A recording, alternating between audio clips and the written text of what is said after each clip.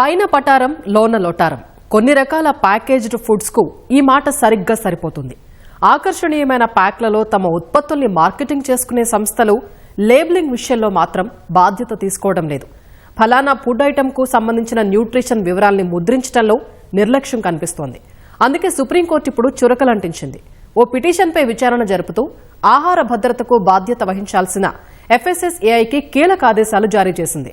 లేబులింగ్లో పారదర్శకత వహించేలా అన్ని వివరాలు సరైన విధంగా ముద్రించేలా చర్యలు తీసుకోవాలని తేల్చెప్పింది. ప్రజారోగ్యంతో ఆటలు ఆడకూడదంటూ చాలా ఘాటుగా హెచ్చరించింది. ఇంతకీ లేబులింగ్ ఎలా ఉండాలి, ఇప్పుడు ఎలా ఉంటున్నాయి, ఈ వివరాలు తెలుసుకుందాం.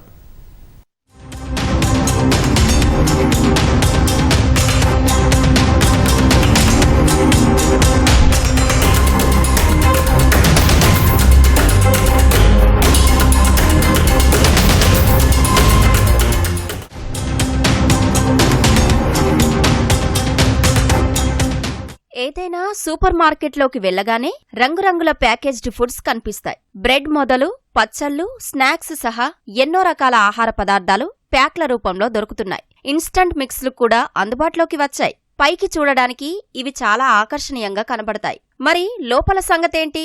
ఏం తింటున్నామో స్పష్టంగా తెలుస్తోందా? పలానా ఫుడ్ ఐటెంలో అసలు ఏమేం పదార్థాలున్నాయి, చక్కెర శాతం ఎంత, ఉప్పు ఎంత కలిపారు, కొవ్వు ఏమైనా ఉందా అన్న వివరాలు తెలుస్తున్నాయా? ఇవన్నీ ఎవరు ఆలోచిస్తున్నారంటారా? ఈ చిన్న నిర్లక్ష్యమే ప్రజారోగ్యాన్ని ప్రమాదంలో నెట్టేస్తుందని స్వయంగా సుప్రీంకోర్టు ఆందోళన వ్యక్తం చేసింది. అంతేకాదు ప్యాకేజ్డ్ ఫుడ్ పై మరికొన్ని కీలక వ్యాఖ్యలు చేసింది. అవేంటో వివరంగా తెలుసుకుందాం.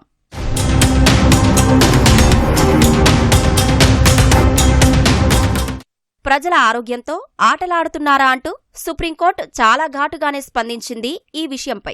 అసలు సర్వోన్నత న్యాయస్థానం ఈ స్థాయిలో అసహనం వ్యక్తం చేయడానికి ఓ కారణముంది. ప్యాకేజ్డ్ ఫుడ్ పై స్పష్టమైన లేబుల్స్ ఉండడం లేదంటూ ఓ హెల్త్ సొసైటీ సుప్రీంకోర్టులో పిటిషన్ దాఖలు చేసింది. ఈ పిటిషన్పై విచారణ చేపట్టిన ధర్మాసనం ఇకపై ప్యాకేజ్డ్ ఆహారంపై హెచ్చరిక ముద్ర ఖచ్చితంగా ఉండాల్సిందే అని food safety and standards authority of India FSSAIకి ఆదేశాలు జారీ చేసింది. ఉదాహరణకు ఓ ప్యాక్లో అధిక చక్కెర ఉంటే అందుకు సంబంధించి తప్పకుండా ఓ వార్నింగ్ లేబుల్ అనేది ఉండాలి. సాధారణంగా ప్యాక్ల వెనుక భాగంలో ఈ తరహా వివరాలు ముద్రిస్తుంటాయి సంస్థలు. కానీ అలా కాకుండా ప్యాకేజ్ ముందు భాగంలోనే ఈ వివరాలన్నీ వినియోగదారుడికి కనిపించేలా ముద్రించాలన్నది సుప్రీంకోర్టు ఆదేశం. షుగర్, సోడియం, కొవ్వుకు సంబంధించిన వివరాలు బోల్డ్ అక్షరాలతో ఉండాలన్నది పిటిషనర్ వ్యక్తం చేసిన అభిప్రాయం. ఇదే విషయమై 4 వారాల్లో ఓ నివేదిక అందజేయాలని FSSAIను ఆదేశించింది సుప్రీంకోర్టు.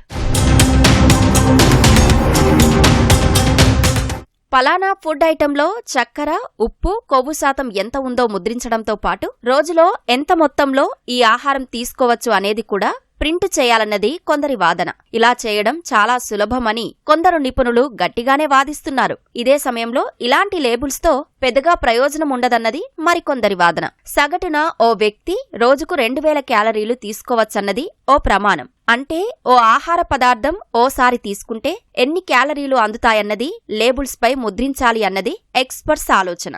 ప్రపంచ ఆరోగ్య సంస్థ సహా పలు ఆరోగ్య సంస్థలు మరో సూచన చేస్తున్నాయి. ఉదాహరణకు ఓ ఫుడ్ ఐటెం లేదా డ్రింకులో షుగర్ ఎక్కువగా ఉంటే తప్పనిసరిగా హై ఇన్ షుగర్ అని మెన్షన్ చేయాలి, లేదా ట్రాఫిక్ సిగ్నల్స్ తరహాలో కలర్ కోడింగ్ అయినా ఇవ్వాలి. పర్సంటేజ్ల రూపంలో లేబుల్స్ ఇవ్వడం వల్ల వినియోగదారులు అయోమయానికి గురయ్యే అవకాశముంటుంది అన్నది ఆయా సంస్థల వాదన.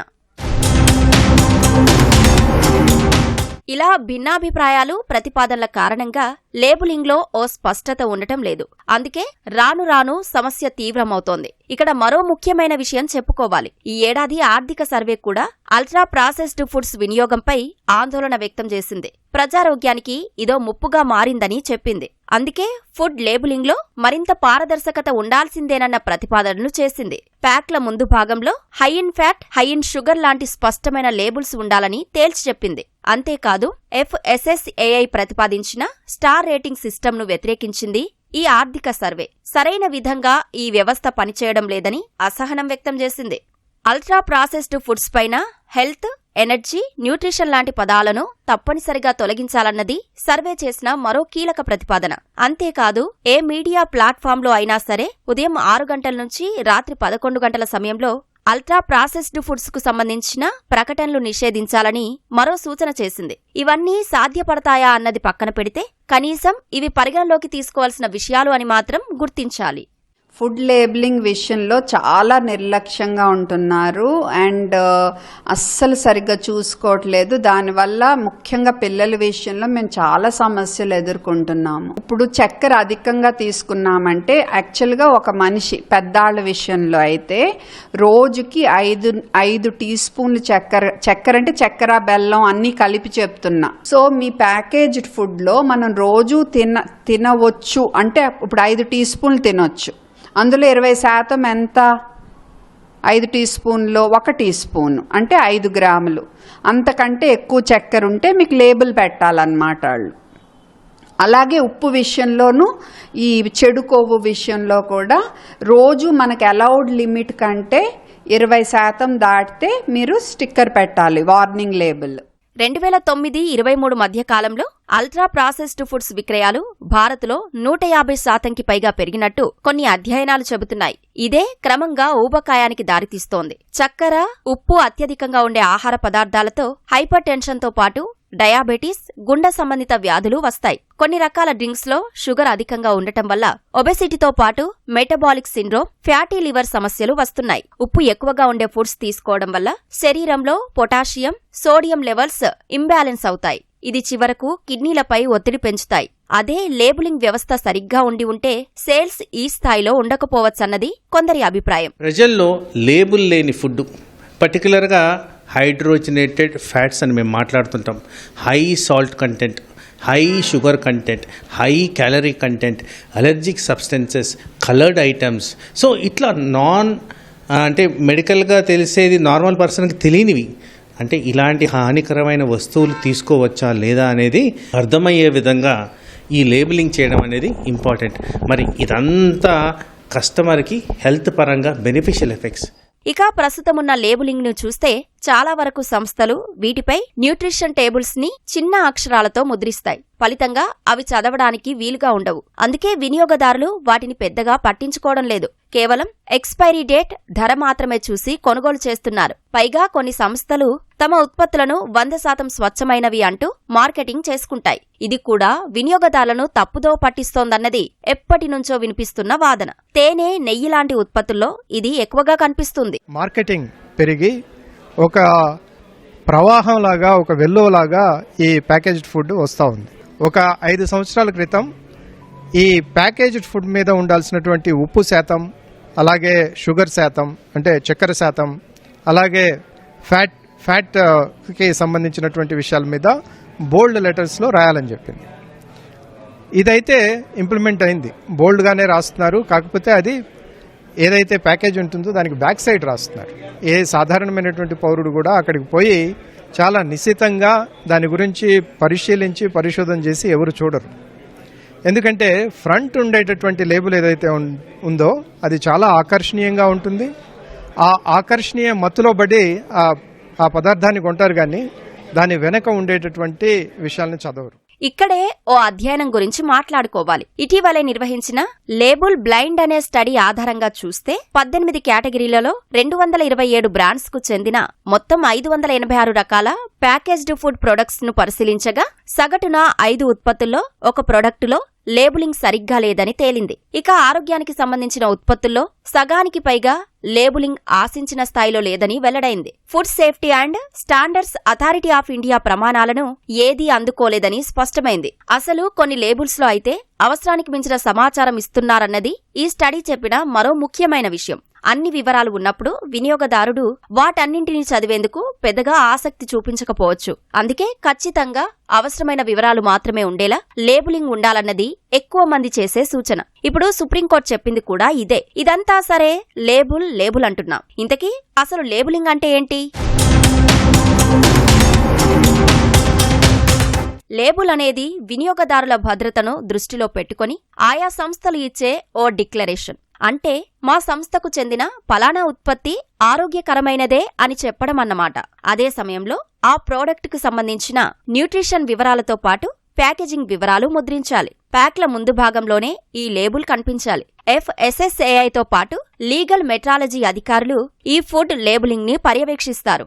ఆహార పదార్థంలోని ఇంగ్రీడియంట్స్, రుచి, రంగు కోసం ఏమైనా కలిపితే ఆ వివరాలు, తయారీ సంస్థ వివరాలు అన్నీ లేబులింగ్లో ఉండాలి. సింపుల్ గా చెప్పాలంటే తయారీ సంస్థకు, వినియోగదారుడికి లేబులింగ్ అనేది ఓ కమ్యూనికేషన్ వ్యవస్థ.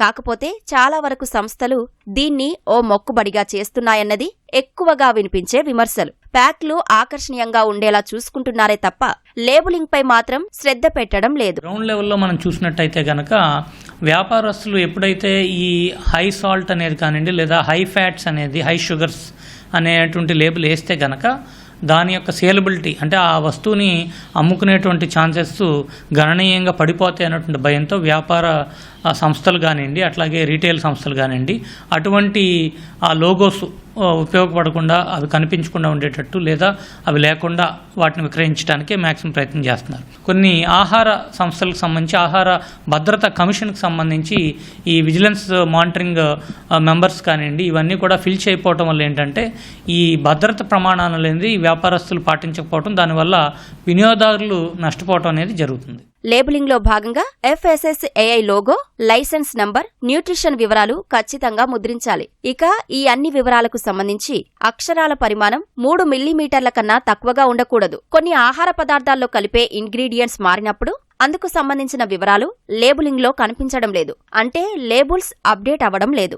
ఇక క్యాలరీలు, కొవ్వు, సోడియం శాతాలు ముద్రించినప్పుడు అందులో అక్యురసీ కనిపించడం లేదన్నది ఎక్కువగా వస్తున్న ఫిర్యాదు. ఇక కొన్ని సంస్థలైతే ప్యాకేజింగ్ మెటీరియల్లో కూడా నాణ్యత పాటించడం లేదు. చెప్పుకోవడానికి ఇలాంటి ఎన్నో నిబంధనలు ఉన్నాయి. కానీ ఇందులో పాటించేవి కొన్ని మాత్రమే. అందుకే లేబుల్స్ విషయంలో ఇప్పటికీ వినియోగదారుల్లో ఓ రకమైన సందిగ్ధత కొనసాగుతూనే ఉంది. ప్రస్తుతానికైతే FSSAI కొన్ని కీలక ప్రతిపాదనలపై చర్చలు జరుపుతోంది. లేబులింగ్ వ్యవస్థను పకడ్బందీగా ఎలా మార్చాలన్న అంశంపై దృష్టి సారించింది. మరింత ఖచ్చితంగా, వివరంగా, పారదర్శకంగా లేబులింగ్ ఉండేలా మార్పులు చేర్పులు చేస్తోంది. కాకపోతే వీటన్నింటికీ తుదిరూపు ఎప్పటికి వస్తుందో అన్న స్పష్టతే లేదు. అనుకున్న విధంగా సంస్కరణలు జరిగితే ప్రజారోగ్యాన్ని ప్రమాదం నుంచి బయటపడేసేందుకు అవకాశం ఉంటుంది.